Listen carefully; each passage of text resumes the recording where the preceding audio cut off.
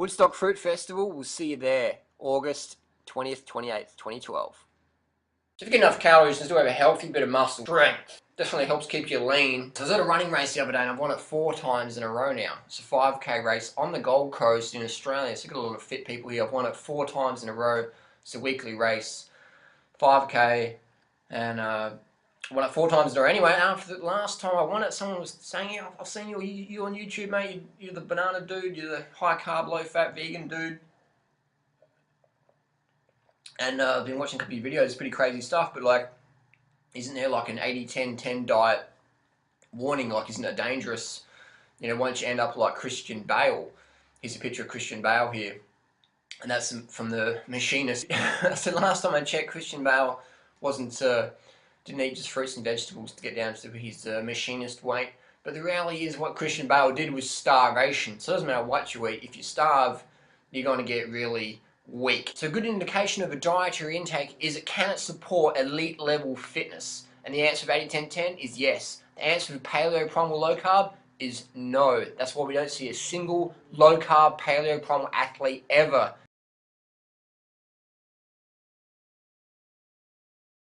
Post your comments down below if you think you've seen a low carb athlete, and I'll tell you who that person is, and I'll tell you why they're not low carb, and I'll show their blog of actually what they do eat. So if 80-10-10, vegan, high carb, whatever, if it's good enough for an Olympic athlete, it's good enough for a world class athlete, it's good enough for elite level athlete, it's good enough for like a national level athlete, a state level athlete, it's good enough for people with no fitness to help build their fitness up. I always laugh when people who can't even run around the block go, I wouldn't get enough protein on that vegan or fruit thing. I wouldn't get enough protein. I can't run around the block, but I know you win marathons, you guys, but I couldn't run around the block though. But I need more protein than you guys. So a good indication you're getting enough nutrition is your fitness level is going to be very high. If you're not getting enough nutrition, you have a low fitness level. And that's why you don't see any paleo or primal low carb athletes on the planet ever, never, zip, nada, can't be done. And I've done many videos on that one.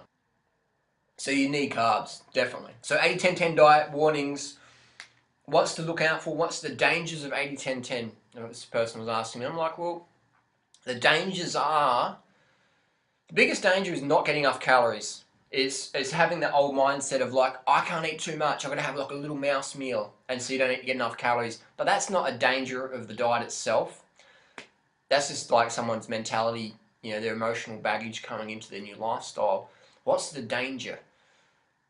The danger. You get all your nutrition, you get your vitamin A, you get your vitamin K, B12, your body produces that. If you don't produce enough B12, do a B12 shot. I do that. It takes me 30 seconds once every month, or every 2 months. My B12 level is always over 1400 and clinically documented. You know, all my blood tests. And I do real blood tests. A lot of people do blood tests from naturopaths and then put it on Facebook and say, look at me, I'm my naturopath, so I've got good blood. You've got to get to an authorized pathology laboratory if you want to get blood tests and show people, otherwise it's a bit of a joke. But anyway, my B12 level is always good, vitamin A is good.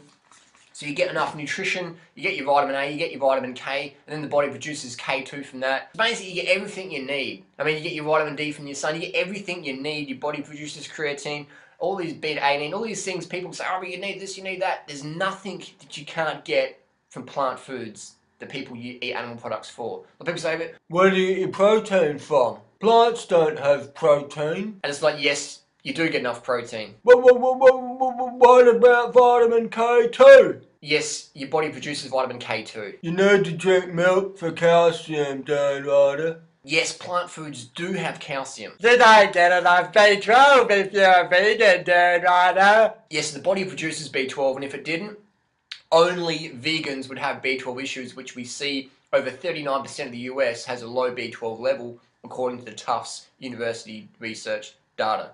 Period. Vegans don't get enough iron! Any vegan diet based on whole plant foods with sufficient calories will definitely give sufficient iron.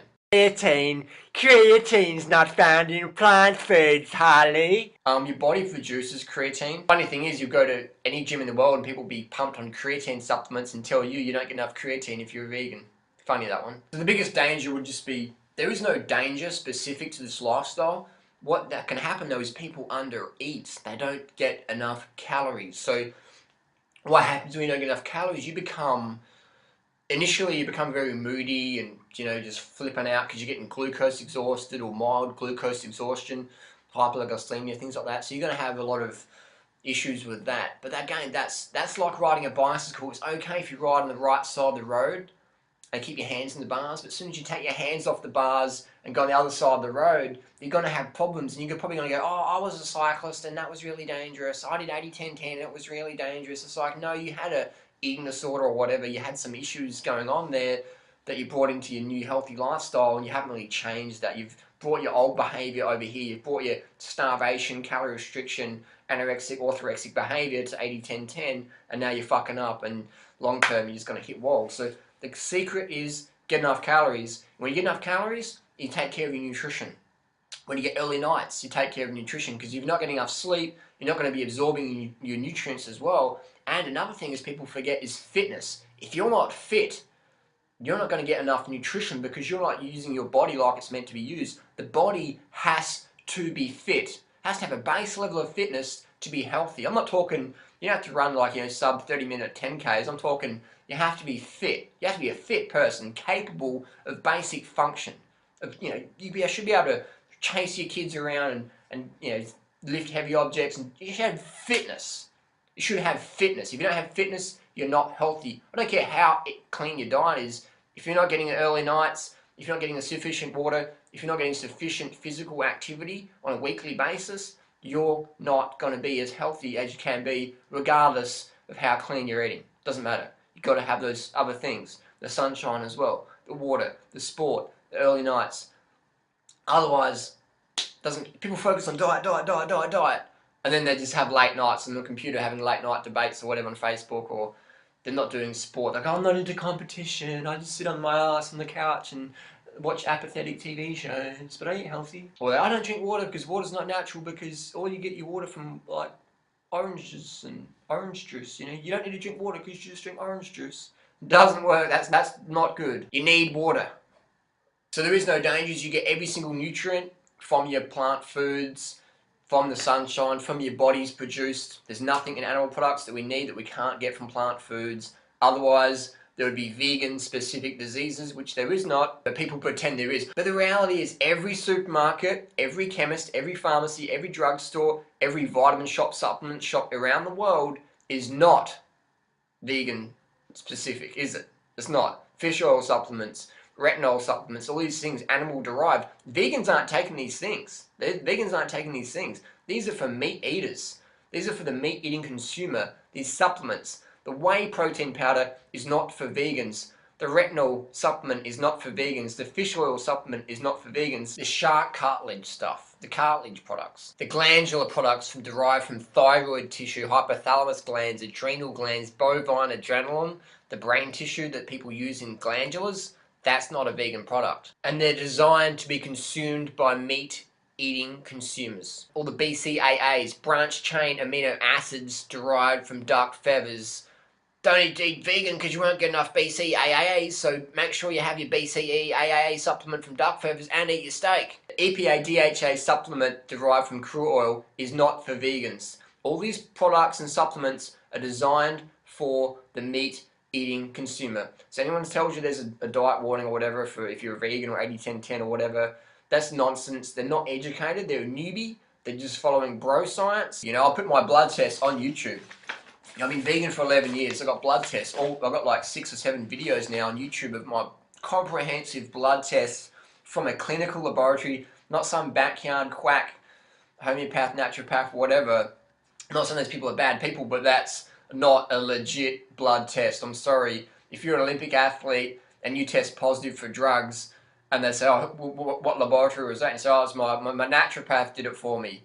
They're gonna, that's not a fucking real test. You need to do it in a full-on lab, man, not some backyard job with some, $300 testing machine or whatever. It's got to be full-on clinical data. Can't be the backyard stuff. So there you go. I'm out there. I'm winning the running races. 4 running races in the last 4 weeks. Back to back. Boom, boom, boom, boom, boom. So that's just it. So anyone that says, oh, blah, blah, blah, it's like, look at Duran Rider. Dude's fucking winning races, mate. He's fucking dominating He's on his little fucking banana vegan trip, and he's out there. He's ridden across Australia. He's ridden from Seattle to LA. I can go out training the fittest cyclists on the planet. I've gone out training with Cadel Evans, Lance Armstrong, Valverde, whatever. That's fine. In the hills, mountains, whatever. I can do that. I can go out for 5, 6, 7 hours with those guys and no worries keeping up in the mountains. So anyone who says you don't get enough nutrition, it's like bullshit. I'm not even on caffeine. I'm doing this all caffeine-free, drug-free. I mean, on the paleo diet, it's like caffeine, caffeine, caffeine. And they can't even do a running race. A paleo athlete, well, I can't even call them athletes because what are they doing? No one's doing anything. Mark Sisson's not winning anything. Rob Wolf's not winning anything. Lauren Cordain's not winning anything. Sally Fallon's not winning nothing. These people aren't even competitive athletes, and they're telling us how it is. They're non-competitive athletes telling competitive athletes how to eat. It's like, what? How does that work, man? That doesn't work at all. And the funniest thing is, Rob Wolf, Mark Sisson, these guys were highly competitive athletes when they're eating high carb. Now they're on the low carb, they can't do squat. They can't do nothing. So it's sad to see. And just because someone's not fit anymore doesn't make them a bad person. I'm not like putting anyone down. I'm just saying fitness is a part of health. You can't be healthy if you don't have a decent level of fitness. It's just how it is. And you got to question why all these paleo people sell all these supplement powders and protein powders like Mark Sisson. And nothing personal against Mark Sisson. I mean, I'm critical of his nutrition advice for sure, but nothing personal against him. Mark Sisson sells so many supplements, and he sells the primal protein powder, and that's full of sucrose, it's full of refined sugar. And I was like, Mark Sisson doesn't promote fruit, but he sells the primal protein whey powder with added sucrose and maltodextrin. Sucrose and maltodextrin, last time I checked, that's refined sugar. Don't eat fruit because it's got too much sugar. Buy my protein primal whey powder that's got added maltodextrin and sucrose in it, and have that. It's like, that doesn't make any sense, but it makes a lot of dollars, I guess. So if anyone's taking a lot of supplements, it's the paleo primal low carb crew. It's the standard Australian, standard American diet. Look at it, man. Look in the supermarkets where people are eating their meat, and they're having the protein powders, they're eating their fish, and they're having their fish oil supplements, and it's crazy. So that's just bottom line. Everything you need, you get from plant foods or your body produces. And if anyone tries to sell you anything else, then be wary. Be very wary. Thanks for watching. Don't forget to like, share, subscribe. Post your comments and questions down below. What comments do people tell you about your diet? Thanks for watching. Peace.